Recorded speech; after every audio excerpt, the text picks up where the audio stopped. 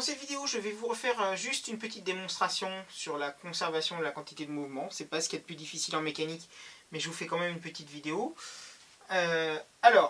Donc, l'exercice sur les boules de billard, on a la boule A qui est mobile et la boule B qui est immobile. On va dire qu'elle est de masse MA, masse MB, et on dira que MA égale MB égale M, elles sont de même masse. Et on va dire qu'elle arrive avec une vitesse A. Vitesse A et vitesse B. Donc, deux conditions à l'utilisation de la conservation de la quantité de mouvement. On considère le référentiel terrestre comme un référentiel galiléen. Et deuxièmement, on dit que le système est pseudo-isolé ou isolé. Donc, système isolé ne subit aucune force. Système pseudo-isolé, la somme des forces qui s'exercent sur lui, les forces se compensent. Donc, on va étudier notre système, boule A plus boule B. Ça va être notre système. Donc, pour vérifier que le système est isolé ou pseudo-isolé, il faut faire un bilan des forces. Donc, A, il subit quoi? Son poids et la réaction du support. On négligera les frottements de l'air et les frottements du support. Donc les deux forces R et P se compensent. Et pareil, R pour B, P pour P se compensent.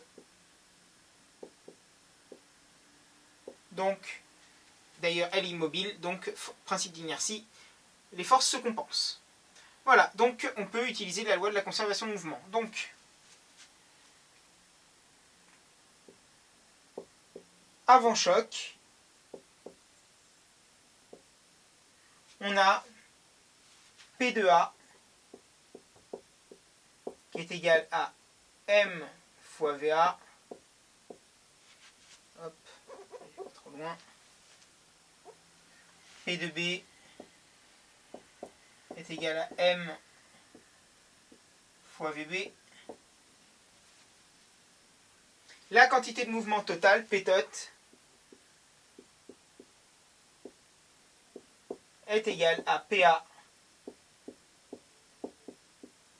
plus PB. Donc, MVA plus MVB. VB vaut 0 puisque immobile. Donc, P tot vaut M fois VA.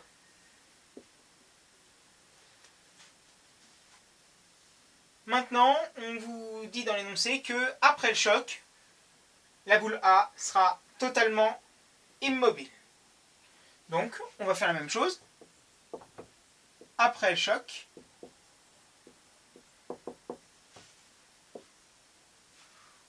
on aura P'A qui est égal à M V'A P'B M V'B P' tot qui est égal à M V'A plus M V'B. On nous dit, l'énoncé nous dit que la boule A est immobile, donc la vitesse VA après le choc vaut 0, donc P' tot égale M fois V'B. Loi de la conservation de mouvement, on sait que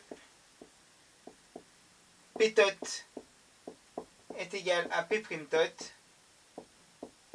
donc MVA est égal à M V'B. On peut simplifier par M. Donc, on peut dire VA est égal à V'B et dans le même sens, puisqu'il n'y a pas de moins, ça veut dire que V'B repart exactement avec la vitesse qu'avait VA en arrivant. Ça, c'est si les masses étaient identiques. Si les masses n'avaient pas été identiques, ben on aurait pu avoir MA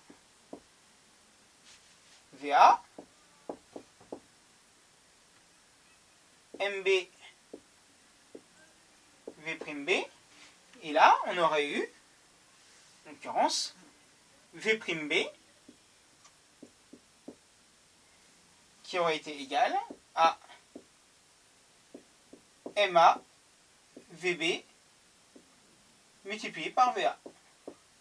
Et là, on aurait bien eu B qui part dans le même sens que A, mais pas à la même vitesse. Tout la vitesse de V'B aurait dépendu des deux masses, de MA et de MB devant. Voilà. Mais en l'occurrence, si les masses sont identiques, VA sera égal à V'B. Et c'est uniquement à ce moment-là que vous faites une application numérique.